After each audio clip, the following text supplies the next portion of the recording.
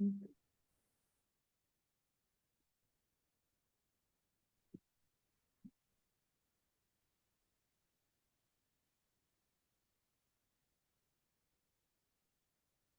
tal, compañeros, compañeras? Vamos a iniciar con este encuentro que nos reúne a todos y todas aquí en este día. Pues buenos días a todas las personas que nos acompañan hoy, compañeros y compañeras que integramos la comunidad del Instituto de Pedagogía Crítica. Para nosotros y nosotras es todo un gusto compartir este espacio con ustedes, primordialmente por el motivo que nos tiene hoy aquí, que es la presentación del libro Historia y Dominación en la Escuela, una autoetnografía de mi experiencia indígena, cuyo autor es el compañero Jorge Luis Hernández Cruz. Para tal efecto, las doctoras Sandra Vega y Silvia Benart serán las encargadas de compartirnos algunas ideas para presentar el libro en cuestión. La dinámica de participación será la siguiente. Tanto la doctora Silvia como la doctora Sandra tendrán hasta 20 minutos para compartirnos sus comentarios. Me tomaré la libertad de informarles cuando resten 3 para que se agote ese tiempo. Me disculpo por ello, sin embargo, pues la intención es escuchar también a las y los participantes que hoy nos acompañan. Posteriormente, el doctor Jorge Luis nos compartirá sus comentarios en un tiempo aproximado de 10 minutos. Y para finalizar, habrá un espacio de aproximadamente 15 minutos para escuchar a las y los asistentes y también para leer los comentarios que se vayan agregando en el chat. Dicho esto, me voy a permitir dar lectura a una muy breve reseña de la doctora Silvia Bernard Calva, porque pues sabemos que su trayectoria es muy amplia y además que tiene diversos aportes en temas sociológicos, educativos y bueno, nos llevaríamos la mitad de la sesión únicamente leyendo su trayectoria. Dicho esto, la Silvia Bernard Calva es doctora en sociología por la Universidad Autónoma de Texas en Austin.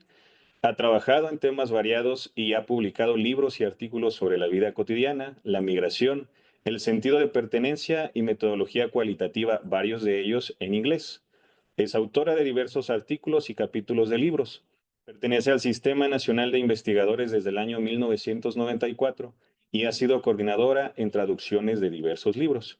Desde hace varios años ha impartido la clase de autoetnografía en la carrera de Sociología, la maestría en Investigaciones Sociales y Humanísticas y en el doctorado en Estudios Socioculturales.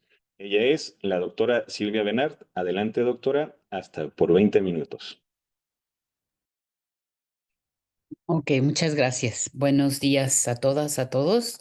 Un gusto estar aquí y acompañarles en este evento. Bueno, para Jorge y para mí también es un gran evento, producto de un trabajo muy largo, muy arduo. Y pues me da mucho gusto estar aquí, me da mucho gusto estar aquí. Em, pues yo tomando en cuenta pues la historia del libro, les comentaré un poco cómo ha sido este proceso que ya tiene pues muchos años, casi 5 años, y pues cómo fue logrando Jorge realizar este excelente trabajo de investigación. Em, yo tuve la oportunidad de conocerle, al igual que varios estudiantes del doctorado, cuando les daba una clase de metodología cualitativa. En esa clase de metodología cualitativa, pues trataba de introducirlos a las diferentes metodologías dentro de la amplia metodología cualitativa, que es muy diversa, muy versátil, y dejé al final la autoetnografía, que es el tipo de investigación que yo realizo. Fue una experiencia muy rica, me acuerdo de las y los estudiantes, pues leían, la mayoría leía y trabajaba, comentaba sus trabajos. Ya, se oye el teléfono de alguien. Ah, ok. Entonces, Ya. Y bueno, Jorge era especial, sí, como que era muy discreto, se esperaba y ya al final como que daba sus opiniones muy sentidas, muy profundas sobre la metodología, hacía análisis críticos pues de lo que conocía hasta ese momento de la metodología cualitativa, ¿verdad? Era pues muy interesante realmente ver cómo estaba comprometido con su trabajo y bueno, yo trataba también de estar a la altura de las circunstancias y bueno, yo también tengo mis dudas sobre muchas maneras de hacer investigación cualitativa que se dice ser mucho menos positivista de lo que es. Entonces, pues muchas veces la investigación cualitativa cae en los mismos vicios de la investigación cuantitativa en cuanto a pensar que hay una realidad externa a nosotros y que podemos aprender teniendo mucha distancia como investigadoras, investigadores y siendo muy rígidos, muy rigurosos con la metodología, ¿no?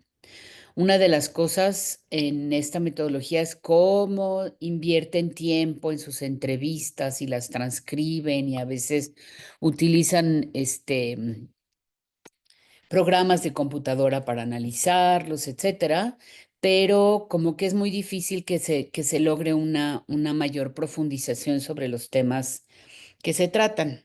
Entonces, bueno, a partir de esas críticas yo les introduje a la metodología autoetnográfica, que en pocas palabras, como su nombre lo dice, tiene esa parte auto, que es la autobiografía, lo personal, lo individual, lo etno, que tiene que ver con el entorno social, cultural, político, temporal y geográfico, y la grafía, que lo que trata de hacer es documentar precisamente todos esos procesos en los que estamos involucrados nosotros como actores, como pertenecientes a una cultura y que nos lleva a actuar de ciertas maneras y a comprender el mundo de cierto modo, a veces con mucha dificultad para salirnos de ese contexto, ¿no? Que realmente, pues, si seguimos a Weber, pues la idea de precisamente de hacer investigación sociológica, yo creo que de otro tipo, es ser capaz como de salirse de una misma, ¿no? Como se dice, ponerse en los tenis de las otras y los otros, ¿no? Pero en fin. Bueno, ya una vez que leímos algo de autoetnografía, no había mucho tiempo, no teníamos mucho tiempo, y como fue la última, pues ya dejé de ver al grupo y de repente empecé a tener contacto con Jorge, me empezó a mandar mensajes por mi chat del teléfono y vi que había encontrado un libro que yo escribí en el 2014 que se llama Atrapada en Provincia, que realmente pues es el primer libro autoetnográfico que escribí, que tiene que ver con mi experiencia de haber venido a vivir a Aguascalientes. Yo nací en la Ciudad de México y viví en Texas como 7 años. Y bueno, hablo de esa experiencia y pues a Jorge como que lo atrapó, ¿no? También lo atrapó el libro y estuvo leyéndolo y comentándomelo, etcétera. Y pues a mí me llamó la atención, yo no les di ese libro porque no tenía mucho que ver con los temas de su clase, ¿no? Y de sus temáticas sobre la educación. Pero, y me llamó la atención que pues a Jorge le llamara tanto la atención porque seguía pensando que era un tema que no lo interpelaba mucho, ¿no? Sobre todo por ser varón. Yo hablo de mi experiencia como mujer en un contexto que me resultó muy hostil. Y bueno, entonces, bueno, a partir de eso me pidió que la asesorara yo en su tesis, en la escritura de su tesis de doctorado. Y bueno, a partir de ese momento, en el 2020, que ya estaba la pandemia en su apogeo, pues tuvimos mucha comunicación, teníamos reuniones virtuales periódicamente, me enviaba capítulos de lo que iba escribiendo, yo le comentaba, los hablábamos, los trabajaba y así fue como fue tejiendo este libro, que me parece a mí un muy buen libro, un muy buen estudio autoetnográfico. Em, y bueno, hablando del libro en particular, me gustaría comentar que es pues creo que lo hace muy interesante desde un principio porque es muy narrativo, inclusive la revisión de la literatura, que ya ven que luego se hace pesada y a veces es como aburrida. Yo me acuerdo de mi asesor de tesis en el doctorado que me decía que eran aburridas con A mayúscula. Y sin embargo, pues Jorge nos va llevando a través de su narrativa, de los libros que va escogiendo, de dónde los elige, de cómo desecha uno y toma otro y luego lo vuelve a retomar. Como que nos va mostrando ese camino que vamos llevando, que generalmente es un proceso bastante solitario, pero lo hace muy, muy bonito ese recorrido, y además también nos describe los lugares en donde los trabaja, ¿no?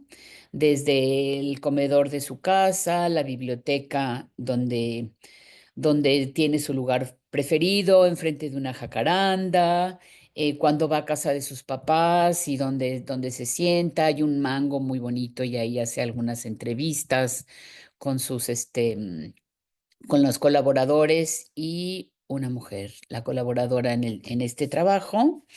Y entonces eso lo hace muy grato el recorrido. Y bueno, les voy a leer un fragmentito de lo que dice al final de que concluyó su revisión. Dice: me quedo mirando a la ventana de mi cuarto como muestra de lo que les estoy comentando. Una alegría me invade por haber terminado estos capítulos relacionados con el marco teórico que parecían interminables. Tengo la sensación de ser otro y de haberme transformado a través de esta discusión.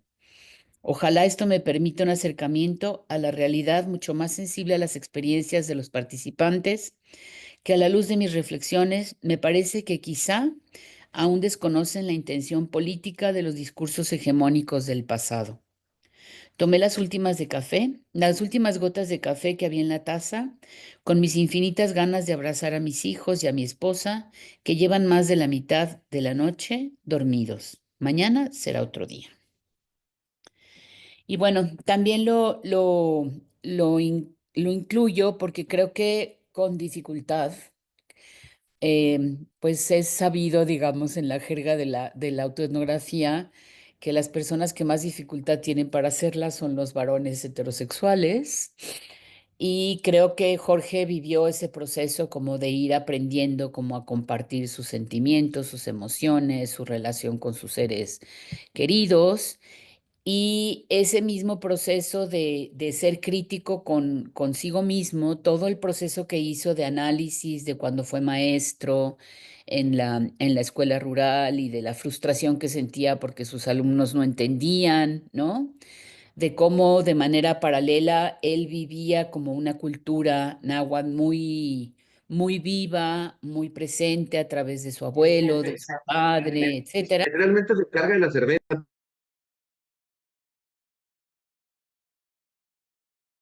No, mira. Silvia, listo, Ya. Silvia, disculpa por... No entendía cuando llegó a dar clases cómo los niños no captaban todo lo que el programa les quería enseñar.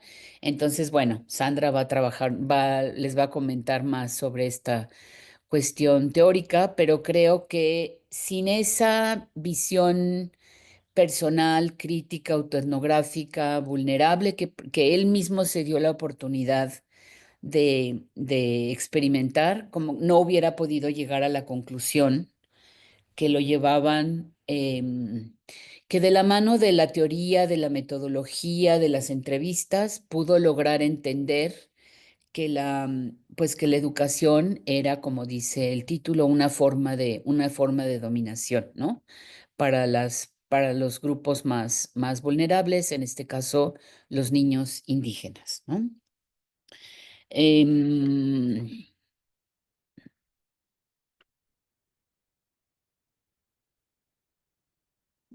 ¿Qué más? Bueno, ahí estoy siguiendo un poco lo que escribí en el prólogo del libro, en donde hago una descripción de los capítulos.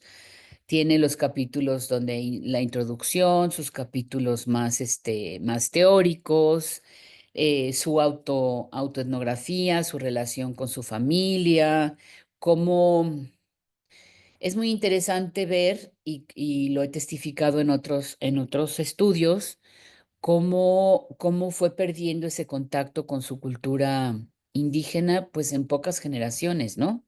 En 3 generaciones pasó de su abuelo que hablaba náhuatl, a su papá que también era maestro, a él que el contacto como que le hizo ver muchas cosas fue una empleada doméstica que tenían en su casa y como que la veía con distancia, ¿no? Con bastante distancia. Entonces, eso fue un proceso interesante de cómo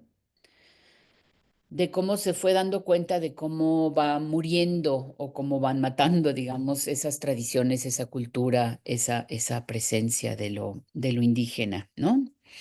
En un Estado-nación, hace una crítica muy fuerte del Estado-nación como el triunfo de la historia, ¿no? Como si eso hubiera sido pues la muerte de los grupos indígenas, ¿no? Entonces, creo que eso es muy, muy importante, es una de sus conclusiones muy importantes. Y bueno, ya cuando llega a entrevistar a las personas que entrevista, que es significativo que entreviste a su papá, que les recomiendo mucho que revisen esa parte pues de las tensiones que se presentan en cómo veía el papá la enseñanza de la historia. Un muy buen narrador y yo creo que por eso Jorge, bueno, no creo, estoy segura, tenía esa inquietud por la historia y sin embargo cuando Jorge le dice y empieza a cuestionar la manera en la que se enseña la historia en la escuela, pues el papá se siente cuestionado, se siente como que le está quitando autoridad, ¿no? Entonces es interesante ver cómo se da pues ese proceso como de tratar de vincularse, ¿no? Con su padre y como tratar de entender y de compartir, como que él tenía la ilusión, que lo entiendo, de compartir lo que había logrado entender a través de su autocrítica y el papá no entiende por qué la crítica, ¿no? Y también habla con sus hermanos y pues yo creo que todo lo que hizo antes de su teoría, de su crítica de la historia, de su conocimiento de la autoetnografía, como que le fue haciendo posible el que lograra hacer esas entrevistas dialógicas, le decimos en autoetnografía, como de una manera mucho más horizontal, mucho más humana, mucho más abierta, ¿no? Y bueno, yo creo que el capítulo 4 es un capítulo central, em, donde llega, yo creo que a conclusiones muy, muy importantes y a hacer su crítica de su actividad como profesor, y no solo la de él, sino la actividad de muchos colegas, muchas colegas que son también y han sido profesores pues en primarias, en lugares muy remotos, con población muy pobre y de origen indígena. Y por fin, al final, llega a narrarnos una epifanía que es muy significativa en la historia de Jorge y nos muestra por qué yo creo que sin ella como que no tendría esa pasión y ese deseo de entender su entorno, ¿no? Y les voy a leer un pedacito, ya a manera de conclusión, em, en donde nos narra parte de la entrevista con los hermanos y dice, entonces, ¿no sentías pena por ellos? Pregunté de nuevo, habla Jorge. Él respiró profundo, no, negro. El tono de su voz había cambiado. Ese apodo que había salido de su boca desató otros pensamientos que luchaban por seguir ocultos. Em, y bueno, se los dejo así para que tengan la curiosidad de revisar el libro y pues de sentir esa empatía con Jorge por el apodo que tenía. Era el más de tono más, de piel más oscura en la familia y le decían el negro. Y pues hasta aquí creo que queda eso como muestra pues de que es un trabajo realmente entrañable, muy bien hecho, que vale mucho la pena leer y sobre todo que llega a conclusiones importantes que esperemos que contribuyan a cambiar el mundo y no a archivarlo en la biblioteca, como muchas cosas que hacemos en investigación. Y pues eso es todo por el momento. Muchas gracias. Muchas felicidades, Jorge. Muchas gracias, gracias, doctora. Doctora Silvia Benard, muchas gracias por sus comentarios. Nos remite a quienes tuvimos la posibilidad de compartir grupo con Jorge aquellos tiempos donde dialogábamos, debatíamos y justamente Jorge casi siempre esperaba al final y nos compartía sus comentarios acertados y que nos llevaban también a la reflexión y detonaba precisamente estas ideas. Y bueno, vamos a continuar, compañeros y compañeras, con la doctora Sandra Vega Villarreal.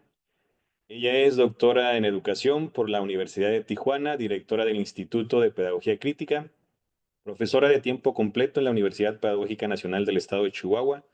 Es miembro del Sistema Nacional de Investigadores Nivel 1, coordinadora general de la Red Mexicana de Investigadores de la Investigación Educativa. Tiene diversas publicaciones, entre las que se encuentran el libro La investigación de la investigación educativa en Chihuahua 2008-2018. Tiene varios capítulos del libro, Construcciones sobre género de maestros en formación, Indicios de una pedagogía de la diferencia, Diagnóstico de la investigación educativa en Chihuahua 2012-2022. De igual manera, un artículo denominado Los agentes de la investigación educativa como sujetos y objetos de estudio. Adelante, doctora Sandra Vega, le escuchamos. Muchas gracias, Fer. Bueno, pues bonito día para todas las personas que están aquí reunidas. Muchas gracias por compartir este espacio con nosotros. Pues para el instituto es un placer, estamos de plácemes en presentar este libro que es producto pues de su tesis de doctorado de Jorge, atinadamente dirigido por la doctora Bernard. Y bueno, pues es un libro que nos interesa mucho que conozcan, que manejen, porque es yo creo que es una manera muy fresca de comunicar los resultados de la investigación. No por ello no se le resta seriedad, es un libro serio, es una investigación muy bien sistematizada, dialogada, y sin embargo tiene una cualidad que es el hacerla fácil de leer, de que llegue a los otros, a las otras. Tiene un lenguaje muy claro, asertivo, cautivador, por cierto, porque cuando menos piensas ya te estás imaginando debajo del mango, o, te estás imaginando la personalidad del abuelo, o estás acompañando a Jorge en su cuarto ahí, si la luz es tenue, la de la lámpara y todo el mundo está dormido, o sea, todas esas, cualidades tiene su narrativa, ¿no? De tal manera que te envuelve. Sin embargo, creo que te envuelve, pero no te deja que te pierdas de las ideas centrales, las que plantea pues con claridad y con asertividad, me parece, porque, bueno, eso que te está planteando te lleva de pronto pues a dialogar, incluso con algunas nociones teóricas o con bastantes nociones teóricas, ¿no? Entonces, creo que es un libro muy accesible, se lee muy rápido porque, les digo, te envuelve y te lleva a estar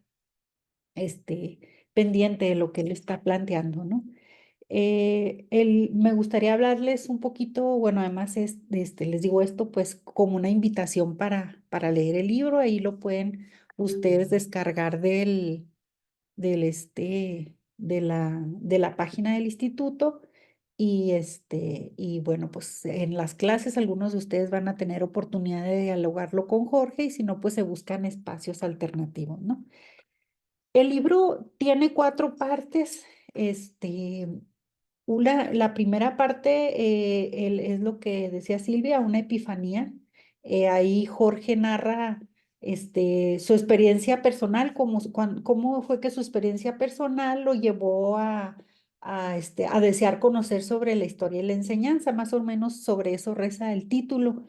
A mí me parece que en esta parte Jorge lo que hace es lo que denominaríamos nosotros territorializar su identidad. ¿Por qué? Porque Jorge inicia describiéndose a sí mismo cómo es que le surge su pasión por la historia, pero para hacerlo, bueno, pues te contextualiza en su familia, en sus antecesores, por eso no es raro que este capítulo inicie narrando en la casa del abuelo, ¿no? Me llama mucho la atención cómo él, para él la imagen de su abuelo era un hombre enigmático, que hablaba poco, serio, yo me lo imagino así como que hasta mal encarado, este, te va narrando, pero sin embargo, su abuelo un día le dice sorpresivamente que él se parece mucho a Vicente Guerrero. Entonces, eso creo que fue también algo que a él lo marcó, porque bueno, él cuando empieza a buscar en sí mismo cómo es que llegó su pasión por la historia, bueno, cómo es que recuerda esta parte, ¿no? Cómo rescata este recuerdo. Habla también de los diálogos con su padre, un maestro, me imagino que rural, y de Angelina, ¿no? Una, señora bueno, que les ayudaba en casa y cómo el trato con ella, el ver las diferencias, todo esto va envolviendo, ¿no? A Jorge a ver este asunto de la historia y de ver cómo son tratados, en este caso, las comunidades indígenas, puesto que pues también en su entorno se hablaba el náhuatl. Él veía que otros niños hablaban. Entonces, como que son chispazos de la vida de Jorge donde te va marcando su identidad. Por eso digo yo que territorializa su identidad, ¿no? Aquí,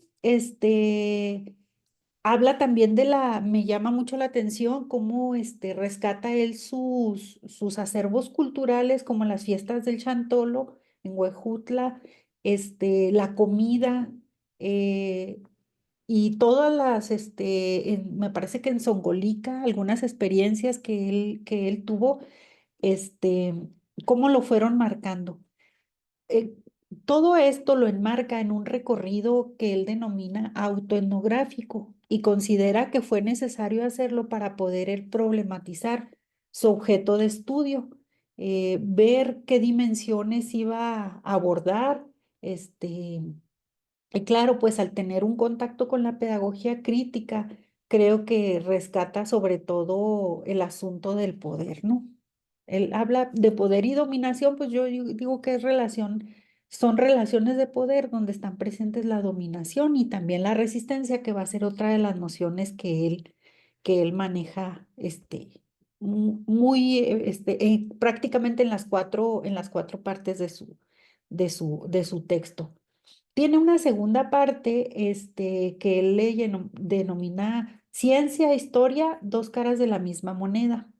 En esta parte del libro, él muestra cómo concibe la historia, qué está entendiendo por historia. Hace algunas reflexiones críticas, y los dialoga con diversos autores. Me parece que esto es parte de sus referentes antes de entrar al campo a problematizar más a fondo su objeto de estudio. Está como construyendo una mirada, ¿no?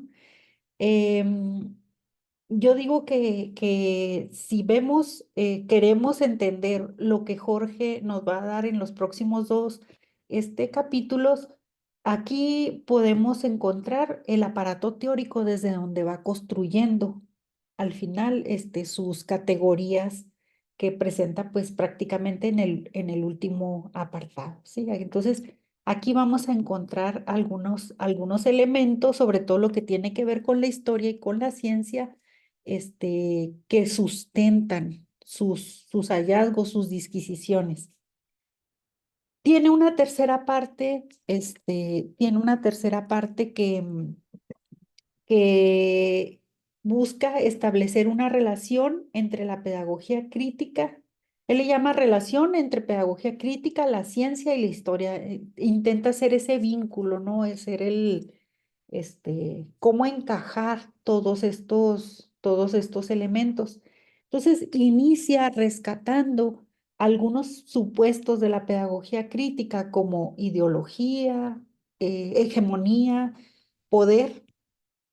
La hegemonía, bueno, pues ahí me parece que está muy presente el concepto gramsciano, ¿no? Donde generalmente los oprimidos son cómplices de la opresión que cae sobre ellos, ¿no? Somos cómplices de nuestra propia opresión. A mí me parece que esta noción la veo presente, no la rescata él como tal, sino que yo veo que esta la dialoga cuando critica a su papá o cuando cuestiona a su papá, cuando platica con él y que el papá se siente interpelado. Bueno, pues me parece que es esta noción que Jorge menciona de la hegemonía está presente cuando él hace ese cuestionamiento más adelante en su entrevista. En la cuestión de la ideología también, la ideología pues son creencias que están presentes, que se han construido en el interactuar cotidiano, ¿no? Con las estructuras de poder, con las relaciones sociales y con todo el momento histórico y las condiciones que nos rodean. Y también esta noción también la vamos a ver muy concreta en sus hallazgos empíricos, por así decir, cuando critica la historia que se brinda en la escuela, ¿no? Una historia de bronce, una historia de piedra. Entonces ahí es donde me llama mucho la atención porque les digo, son elementos teóricos que luego los va a llevar a aterrizarlo, pero no de manera abrupta, sino que de una forma narrativa y seductora, diría yo. Te lo va mostrando, pero lo puedes ver posteriormente en las entrevistas y en las narraciones que hace, ¿no? Y por supuesto, el elemento central que utiliza Jorge es el asunto del poder, que habla de dominación y resistencia. Esto lo utiliza mucho porque se concentra en las comunidades indígenas, en los pueblos indígenas, y va haciendo poco a poco consciente el asunto de la dominación y la resistencia. Me parece que esta noción de poder, bueno, pues la retoma sobre todo la pedagogía crítica norteamericana, donde se habla de actos de dominación y actos de resistencia. Bueno, y que dominación tiene que ser con actos sí, pues de opresión, ¿no? Y la resistencia, actos de contestación y actos de resistencia propiamente dicha. También eso va a ser un análisis. Incluso siento yo que se acerca como a una propuesta donde él va a plantear cómo trabajar la historia, tomando en cuenta estas nociones, ¿no?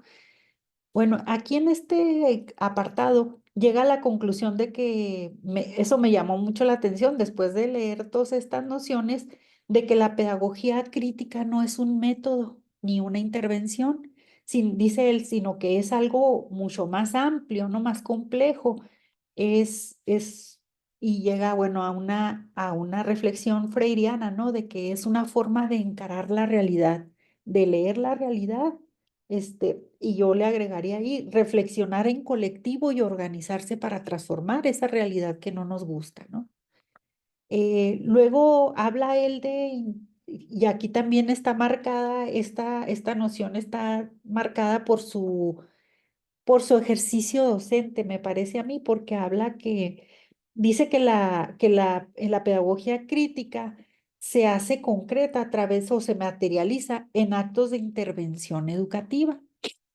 Aquí dije yo, bueno, es que a lo mejor él trabaja con los interventores educativos en la UPN como una servidora, pero habría que ver que no necesariamente son puros actos de intervención, depende cómo se desarrolle esa intervención, si es una intervención comunitaria, participativa, donde hay de los involucrados en una realidad que les resulta opresiva, leen esa realidad, la denuncian y se organizan para transformarla y actúan en consecuencia. Entonces, pudiéramos decir que vista de esa manera, la intervención educativa, entonces sí, encaja pues en la visión de la pedagogía crítica, porque hay otras visiones de la intervención donde yo llego, aplico instrumentos, hago el diagnóstico, les digo, y este es el plan de intervención para mejorar esa situación, pero lo hace el interventor. Entonces, creo que aquí genera, Jorge, una veta de debate, ¿no? Me parece, yo la identifiqué.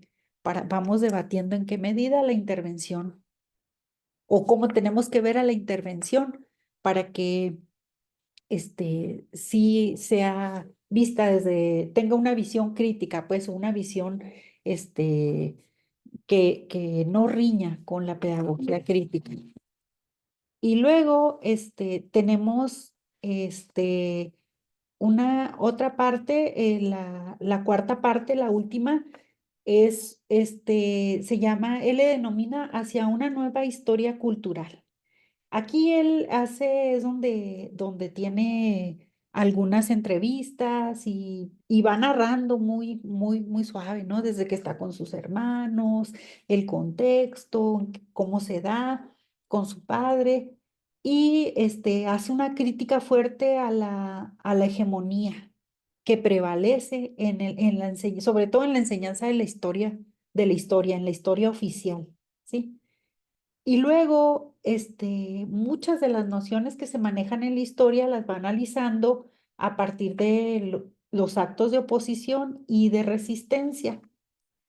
Él dice que en este capítulo él se vuelve a leer, pero que cuando se regresa a leerse a sí mismo, pero ya lo hace y ya se ve de manera diferente a como se veía cuando escribió lo otro. Entonces, porque su mirada va cambiando, se va complejizando. Y aquí en esta parte él plasma algunas reflexiones teóricas, pero tiene la capacidad de hacerlo e ilustrarlo con actos concretos de su historia, de sus vivencias, de las vivencias de su padre también como maestro y de sus vivencias en la escuela. Destaca actos de oposición y de resistencia. Cuando aborda esta parte, ¿no? De los actos de oposición y de resistencia, como está hablando de las condiciones de marginación del contexto indígena, va haciendo como esta parte le va ayudando a ser consciente esta marginación, a cuestionarla de manera más profunda, ¿no? Este, y bueno, también lo lleva a rescatar las resistencias indígenas que han enfrentado y cómo él hace ahí como una vinculación. Si esto existe y se ha dado, ¿cómo nosotros lo podemos incorporar en nuestra visión como docentes? Me parece que es un ejercicio de autorreflexión muy, muy profunda. Sí, rescatando el contexto, la cotidianidad, pero también con unos fundamentos o unos presupuestos teóricos bastante, bastante fuertes. Eh, yo diría que, bueno, pues que es un libro que tiene muchas aristas desde donde uno puede profundizar en el debate con Jorge. Ojalá que ustedes lo lean y que puedan o que podamos posteriormente reunirnos a discutir con él. Me gustaría señalar algo, finalmente.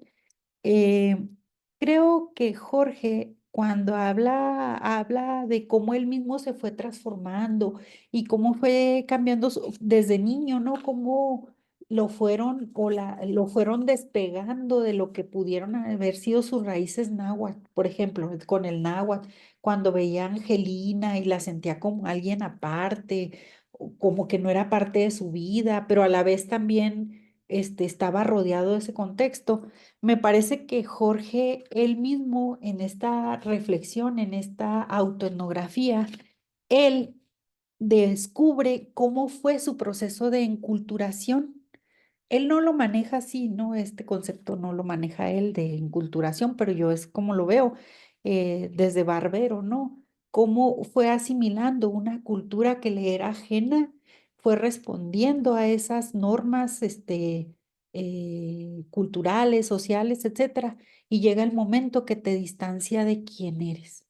Pero me parece que la propuesta que él hace con esta autoetnografía es una pauta para volver a rescatarse. Es decir, soy consciente de que estoy enculturado, de que me he alejado, pero bueno, ¿qué puedo hacer para volver yo a esas raíces? Me parece que es lo interesante de la autoetnografía. Entonces, pues felicito ampliamente a Jorge, en especial, a Silvia que colaboró con él. Y bueno, pues a todas y todos ustedes una invitación a que lean el libro y que pues sigamos debatiendo. Tiene muchos, muchos, muchos elementos para debatir posteriormente, entonces ojalá y que tengamos esa posibilidad.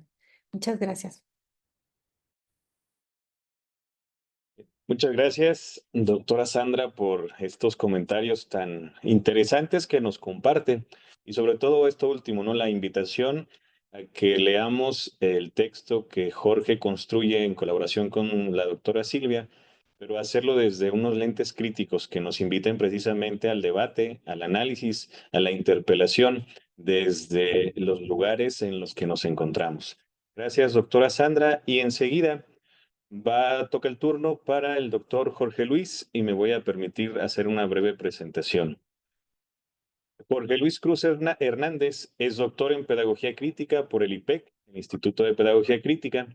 Es investigador de la Universidad Pedagógica Nacional 151 Toluca, integrante de la Red Latinoamericana de Estudios sobre la Violencia.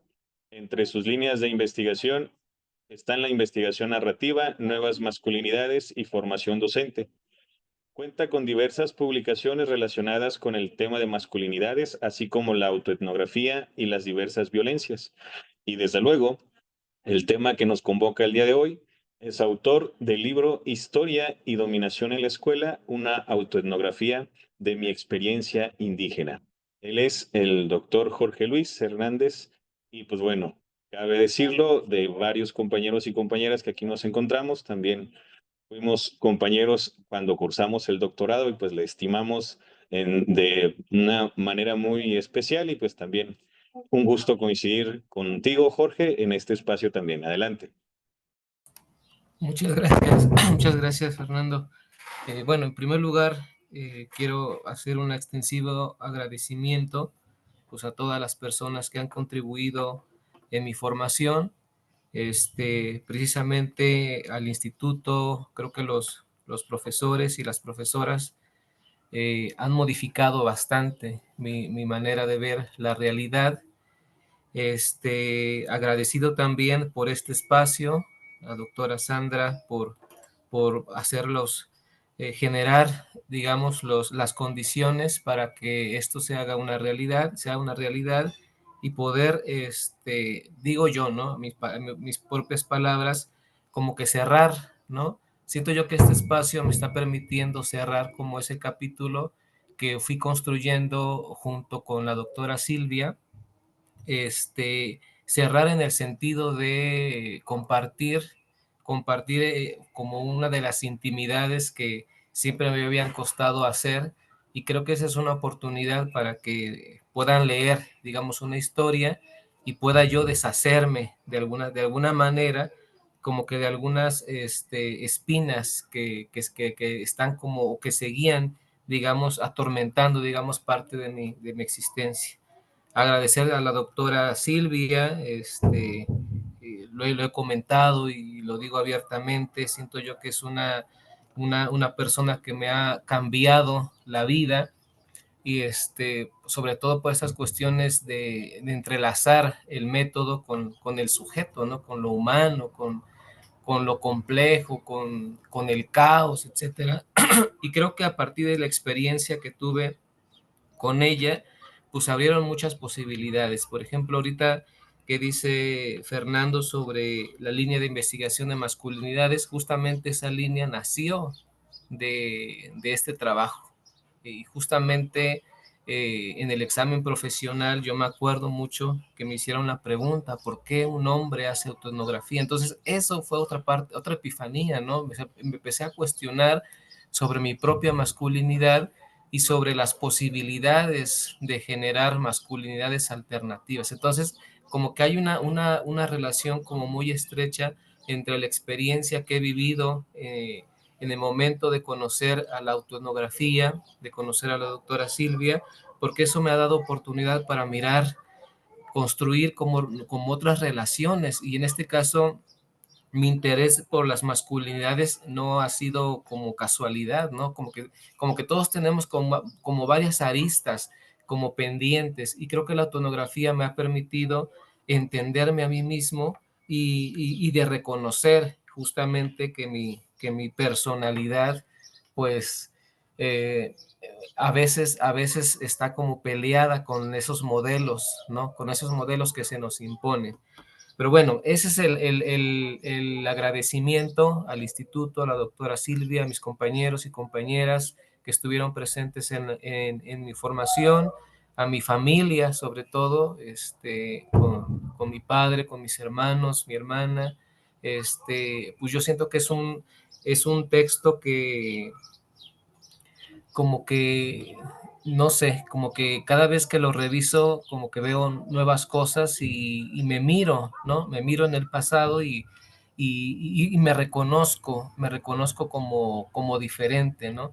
Entonces, yo creo que la autonografía justamente es una posibilidad como que de hacer una transformación, pero interna, ¿no? Interna, de mirar con otros ojos, digamos, la realidad una vez posicionándote en aquellas experiencias que te han marcado, ¿no? Ya la autonografía lo menciona como epifanías, como esos episodios que te han marcado y que te han permitido, no sé, como que encuadrarte en una sola realidad, pero aquí la parte interesante es ver cómo te distancias de esas experiencias para evaluarlo, ¿no? Y posicionarte en ese lugar. Otra de las cuestiones que me gustaría comentar es justamente esta, eh, esta visibilización de una personalidad que yo consideraba, o bueno, que la evalúo hoy en día como de arrogancia, ¿no? Y esa arrogancia tiene que ver con estas investiduras que se nos han enseñado como sujetos masculinos, ¿no? Una arrogancia que tiene que ver con la razón, con la imposición, en el que no, en el que tus sentimientos, pues prácticamente si los demuestras te devalúas, ¿no? Como sujeto varón. Bueno, al menos esa fue mi experiencia, ¿no? Mi experiencia como sujeto. A veces uno como sujeto varón se nos exige, digamos, estar siempre posicionado en el lugar de la razón, donde los sentimientos pues no tienen que valer, ¿no? Y justamente el modelo del cual yo seguí, pues es el modelo de mi abuelo, ¿no? Siempre callado, rudo, que siempre daba órdenes, etcétera. Entonces yo intentaba copiar como esos modelos y sin embargo la autonografía pues como que me ayudó, ¿no? Digo yo, a pararme en ese piso plano, para poder entender que pues soy un sujeto, ¿no? Soy un sujeto, soy un humano que tengo emociones, sentimientos, contradicciones, miedos, y que esos miedos pues también pueden ser estudiados, ¿no? Desde la propia cultura y entender por qué soy un sujeto construido a partir de esas relaciones con mi familia, con mis amigos, amigas, con mi esposa, sobre todo con mi esposa que también me ha permitido repensar el lugar que estoy ocupando yo como esposo, como padre. Entonces, siento yo que la autonografía te abre como muchas oportunidades para poder entenderte a ti, ¿no? Y una de los aprendizajes que he tenido a lo largo de estos 5 años en colaboración con la doctora Silvia, pues es mirar realidades distintas, ¿no? Evaluarlas desde otro lugar. Y creo que la autonografía te da esa posibilidad, ¿no? De mirar algo gris, que siento yo que así miraba muchas cosas, a mirarla con otros colores, ¿no? Y de entenderla sobre todo, ¿no? Y de darle una oportunidad a la experiencia pasada, porque es lo que Denzin, a mí me llama mucho la atención que Denzin decía, Norman Denzin, el pasado también lo puedes transformar, ¿no? Lo puedes ver desde otro lugar, desde otra mirada. Entonces, si lo ves desde otra mirada, pues puedes entender y resignificar tu presente, dice él. Y creo que la autonografía me ha permitido eso, ¿no? Resignificar el pasado y mirar el presente con otros ojos, porque el pasado lo entiendes desde otros lugares. Entonces, agradecer por este espacio. Ojalá que puedan leer el libro y que se generen, como dice la doctora Sandra, pues espacios de reflexión, de debate, etcétera, y que permitan, diría la doctora Silvia, pues generar como realidades, dice ella, mundos, ¿no? Entonces yo creo que la autonografía justamente es eso, permite la construcción de mundos justos y sobre todo la transformación de un sujeto pues que ha vivido con muchas marcas, ¿no? Entonces autonografía, a mi modo de ver, es una forma de pedagogía crítica y eso lo comento yo en el propio libro. Hacer autoetnografía es justamente hacer pedagogía crítica porque estás reeducando, ¿no? Te estás reeducando, estás mirando, digamos, la realidad desde otras aristas. Entonces, pues agradecer el espacio, la oportunidad y pues yo considero y me puedo evaluar a mí mismo como un sujeto diferente a raíz de esta experiencia que he tenido con el acercamiento a la autoetnografía y pues con los varios momentos que he tenido la oportunidad de platicar con la doctora Silvia y agradecido también con ella, ¿no? Porque me ha abierto, digamos, otras posibilidades para poder entender la educación y entender, digamos, la construcción de los sujetos desde otras miradas. Muchas gracias. Muchas gracias, Jorge Luis, doctor Jorge Luis, por estas palabras tan que nos dejan en términos de reflexión y análisis bastante que pensar, bastante que meditar de manera colectiva principalmente. Esta idea de que el pasado también se puede transformar me parece que es una idea bastante poderosa que nos remite a autorreflexionar y a seguir reflexionando en torno a esto que hacemos y que pareciera que no se puede cambiar, pero en realidad me parece que esta idea nos deja ahí como que reflexionando, una reflexión bastante profunda. Bueno, agradezco mucho a las compañeras, la doctora Silvia Bernard, a la doctora Sandra Vega y al doctor Jorge Luis por sus participaciones. Ahora vamos a pasar al momento en el que las y los participantes de este espacio también puedan abrir su micrófono y compartirnos ya sea alguna pregunta, alguna reflexión o algún comentario. Nos gustaría escucharles a todos y todas de manera muy seguida, pero pues el tiempo también como categoría de dominación, dijo la doctora Sandra, es algo que también nos invade. Entonces, ahorita tenemos una mano levantada del compañero Lincoln. Adelante, escuchamos. Bueno, pues primero que nada felicitar al doctor. Dos preguntas, doctor. La primera sería, ¿qué tan fácil o difícil fue llevar a cabo ese proceso de autoetnografía en cuestión de metodología, por llamarlo así? Es decir, al momento que tú lo estás ejerciendo, construyendo para llevar a cabo la tesis. Y la segunda pregunta sería, ¿cómo lograste elegir las categorías emergentes, quizá muchas de ellas, adecuadas para tu libro? ¿Cómo decir esta sí, esta no? Es decir, ¿qué tanto influyó esa subjetividad? Porque luego cuando platicábamos en una ocasión, pues me llamaba la atención de la autoetnografía, pero también yo me cuestionaba hasta dónde mis vivencias sesgan o determinan las categorías a elegir. Por eso te pregunto eso, ¿no? ¿Hasta dónde sentiste tú que tus vivencias marcaron la elección de esas categorías para construir el libro? Gracias. Gracias, Ok. Lincoln. Si gustas, Jorge, ¿te parece? Escuchamos a Lenia y después ya juntamos las dos participaciones. Ok, Vale, bien, bien, bien, está bien. adelante, Lenia. Bueno, yo quería agradecerle a Jorge por lo que encontré en su libro, porque en esta sección sobre la historia y sobre Mark Walsh, plantea bueno, yo había venido pensando algunas cosas y Jorge expresa de una forma que bueno, sí, me ayudó a comprender. Concretamente, pues, por ejemplo, había visto que había relaciones entre los procesos de reinstitución como sujetos históricos de los pueblos indígenas y los procesos feministas también de reinstitución como sujetos, pero también los procesos terapéuticos, donde es necesario reconstruir la historia desde la vivencia y no desde las categorías hegemónicas en tercera persona. Y pues me ayudó mucho la forma en la que lo plantea Jorge y en particular me conmovieron dos ideas. Una de ellas es la de que esta historización de la experiencia se hace a partir de el problema o la herida, bueno, Jorge dice el problema, de el incumplimiento de aquello que la modernidad prometió que bueno, en donde dice modernidad podemos poner otras cosas, el amor romántico o el capitalismo, lo que sea.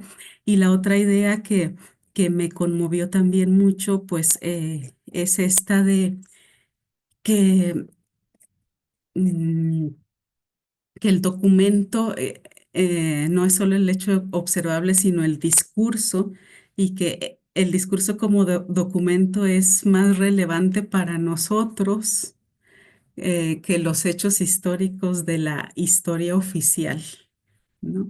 Para poder comprender nuestra realidad nos sirve más ese relato que la sucesión de hechos enunciada por las historias oficiales. Gracias, Jorge.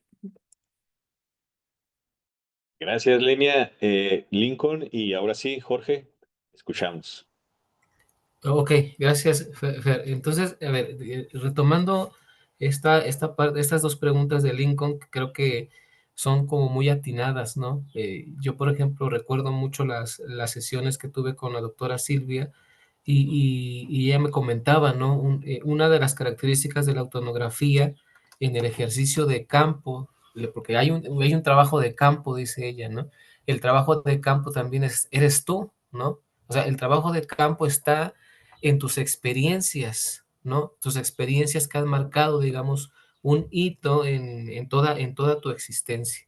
Entonces ella decía, como que pon en pausa, digamos, ese marco teórico que tienes y la invitación es como leerte a ti mismo, ¿no? Sin darte una explicación como teórica. Entonces, ese ejercicio siento yo, bueno, al menos en lo particular se me hizo como muy complicado. ¿Cómo te miras a ti sin algo, no? O sea, ¿cómo te evalúas a ti sin una explicación, digamos, teórica? Entonces, ese como que fue un ejercicio como muy complicado de hacer porque en este tiempo he repensado ese ejercicio y me doy cuenta que muy pocos como que no se nos da la oportunidad de pensar nuestro propio cuerpo, ¿no? Como territorio, decía la doctora Silvia, o sea, ¿qué somos? ¿No? ¿En qué nos hemos convertido? Entonces, siempre como que estamos educados de mirar el exterior, de lo que está pasando afuera,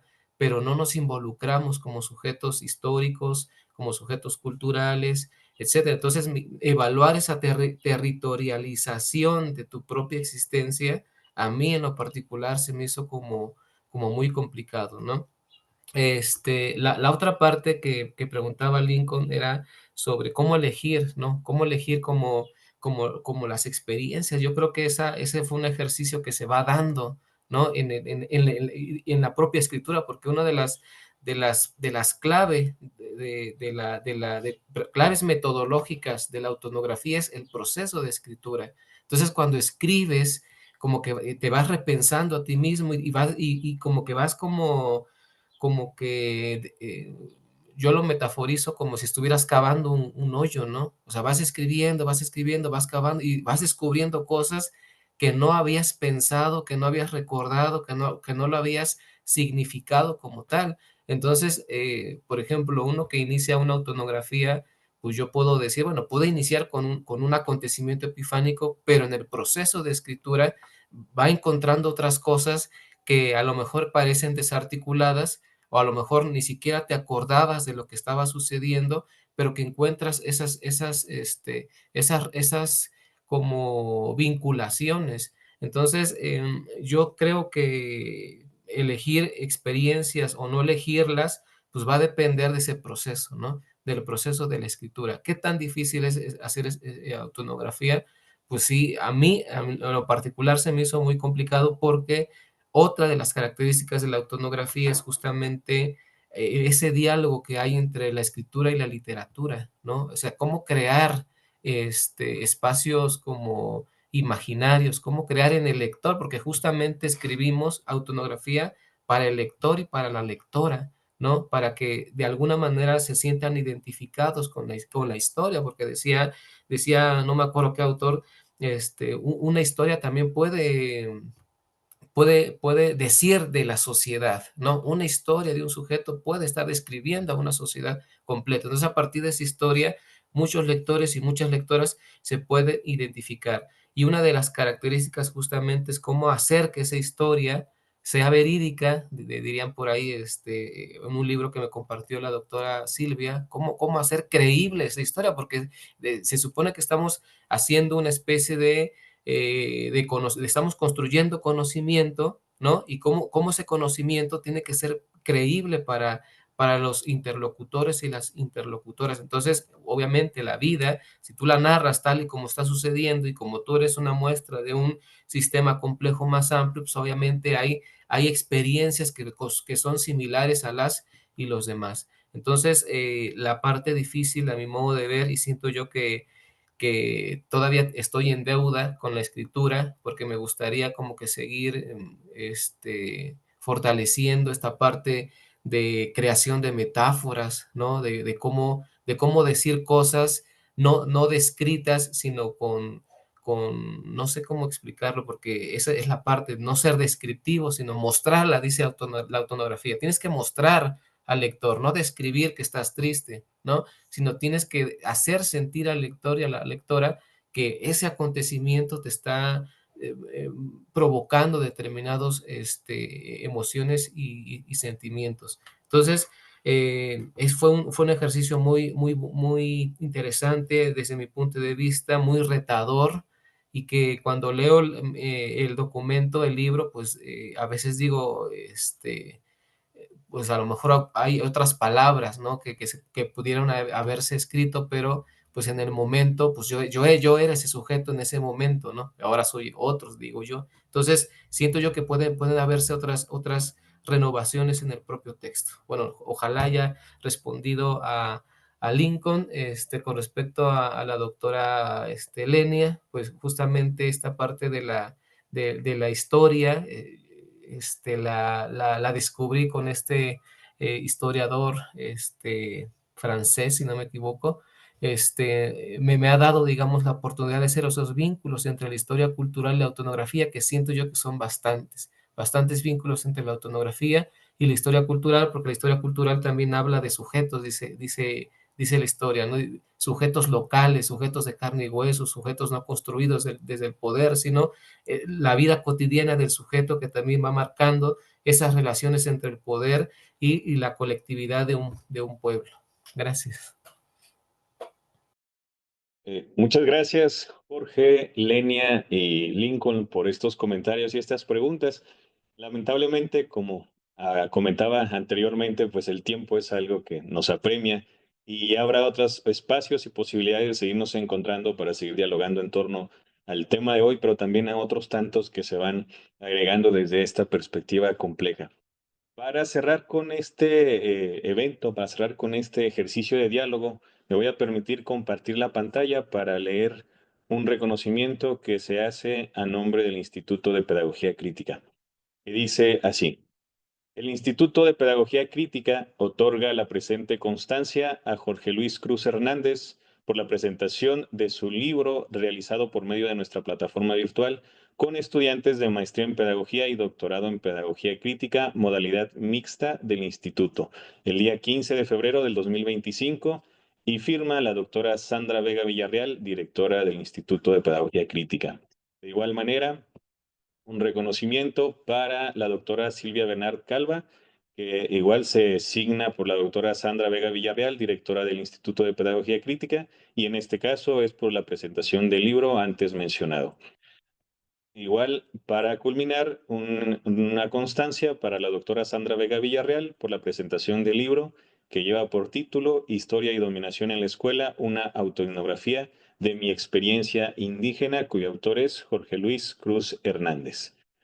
Dicho esto, compañeros y compañeras, pues no nos resta más que agradecerles, felicitar desde luego a Jorge Luis por este esfuerzo que por sus palabras lo disfrutó, pero al mismo tiempo lo sufrió en ese asunto contradictorio que tienen estos procesos dialógicos con otras personas, pero más aún con nosotros mismos, con nosotras mismas.